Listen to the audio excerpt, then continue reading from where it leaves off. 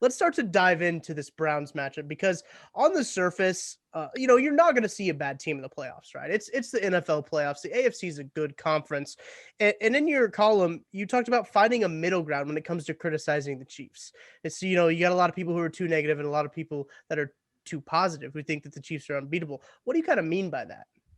Well, I think like some of this, I'm not trying to get too deep or whatever, but some of it is just the world, right? Like everything's got to be the Yeah. best or the worst. But I think that the Chiefs are, and I've thought this for a few months now. They're a flawed team. Mhm. Like we can all see that the interior of their offensive line is bad. The protection was pretty terrible against the Falcons. The defense has appeared to get better, but the pass rush has been, inconsistent at best.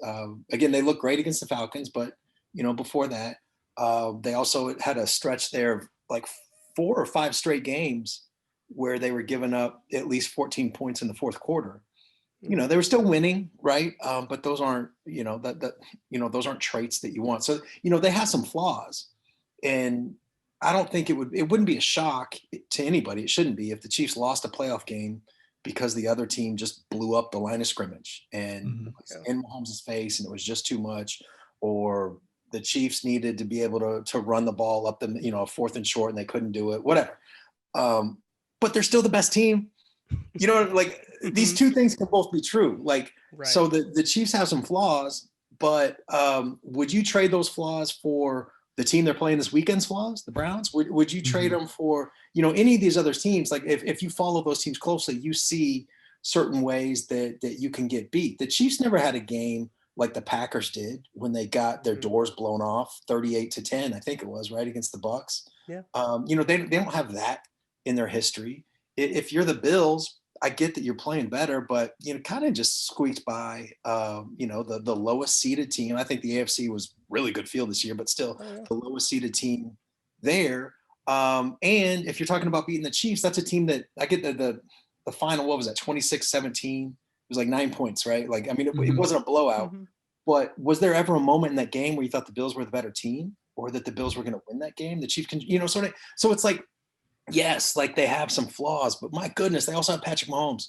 And, I don't think you want to trade that, right? Like, I feel like it doesn't have to be the best or the worst. Like you can look at things just sort of honestly and see, yeah, they got some flaws, but Jesus, like I wouldn't trade their chances for anybody else's. Right. Yeah, absolutely. And like I try to live by never too high, never too low. Like I think that there are so many things in life that you can't control, but you can control how you react to them. You can control your processes and you kind of live with the results. And like I tweeted out, I think it was after the Saints game, where like there was a ton going against the Chiefs, dropped passes, just poor offensive line play. There were also some things. Patrick Mahomes played a pretty solid game despite his numbers. He only had like 250 passing yards. So like I tweeted, look, the Chiefs are either going to come out guns blazing in the playoffs, they're going to prove everyone wrong that they can't play a full 60-minute game, or they're going to jack around a little bit. They're going to look uninterested. The offensive line is going to get beat. The run defense is going to get gashed. Granted, the run defense has improved since then, but that's just the duality of the Chiefs. And like the ceiling is obvious. They are the best team in the NFL and they should play like the best team in the NFL, but also you can be the best and still have areas to improve. And I think that it's almost like a crime on Chiefs Twitter to say that, but I mean, that's the truth. There can be multiple things true at one time. Yeah, so sometimes it feels like they get judged by the standard of their A+ game, Mhm. which is natural because we see bursts of it, right? But I feel like I guess I want to judge them by the standard of other NFL teams, Yeah. and you know what I mean. And like, because I think that their A+ game is better than anybody else. If they play their best, there's ain't nothing nobody else can do about it. You know what I Mhm. mean? Like that's a wrap. And if they play A-, B+, like they're still probably going to win that game. And so it's just I think it's unrealistic to, and they should. I'm not making excuses. They've earned this high standard, right? But Mhm. it's unrealistic to expect any team to play at their ceiling for 4 quarters every game. It just doesn't happen. Mhm. The Chiefs won the Super Bowl last year. They were the world champions, and they never played their best for 60 minutes. Mhm. Right. I mean, they're down 24.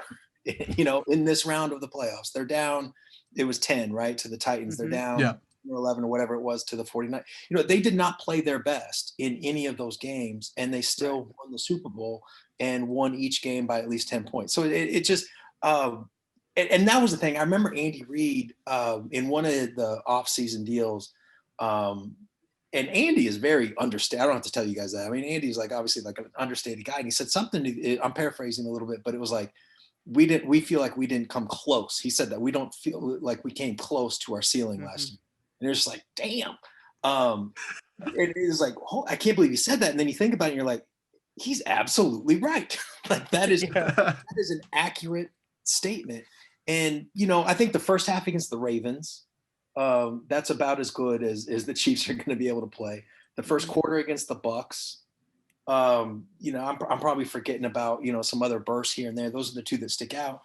But it's like that's all they need. If you get, if the Chiefs play the first quarter against the Bucks, if the Chiefs play that quarter against the Browns, that's a wrap. You know what I mean?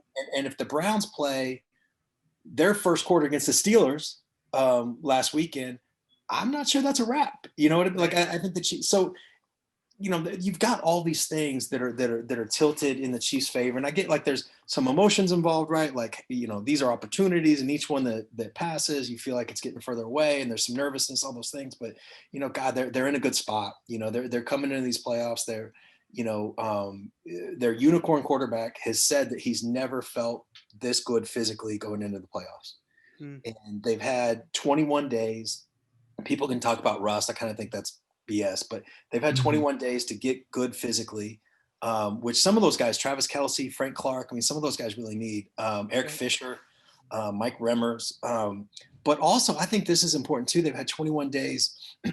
I blame Patrick Mahomes just had like the worst 4-game stretch of his career. Statistically, that's an undeniable fact. And I think just the eye test would agree with that.